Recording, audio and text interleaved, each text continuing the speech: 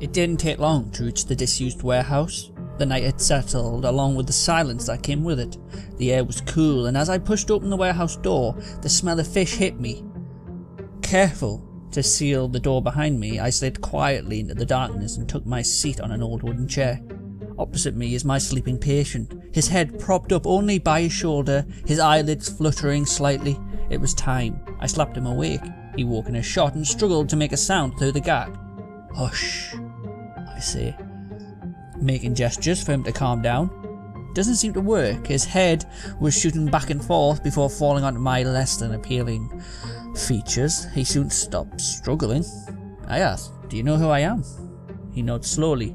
"Do you understand why you're here?" He shakes his head. I lean back and sink into my seat, the knife poised between the tips of my fingers. "I was once a feared man. You are afraid, aren't you?" He nods insistently.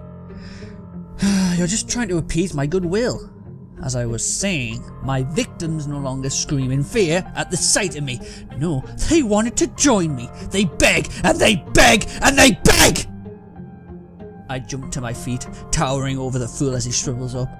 I collapse back into the seat and look at the man. Our eyes meet. I see the redness where the tears had fallen. Oh yes, he actually was afraid.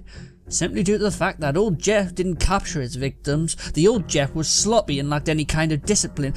The old Jeff would have slit his miserable throat and dumped him in a gutter. That would have been kind, but the easy way was not the option. Not for what I was ready to do.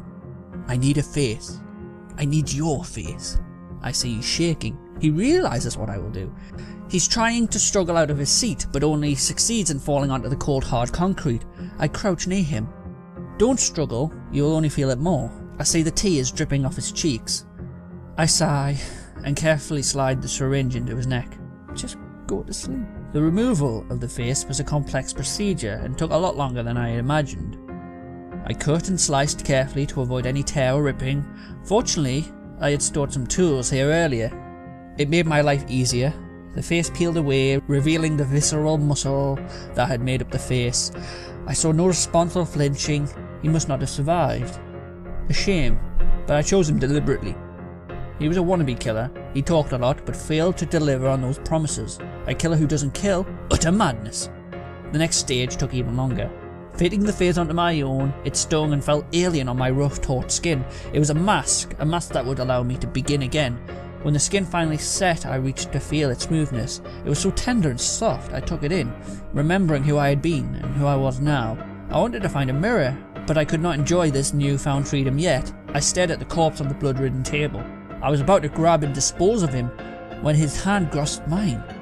Between his laborious breaths, I was puzzled. How had he survived?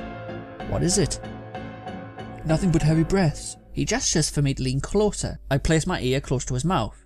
It was the quietest of whispers. As I lean back, I say, "Don't mention it." He gasped one final time, and I saw his chest sink inward. Silence again. I was only just able to break free of his death grip.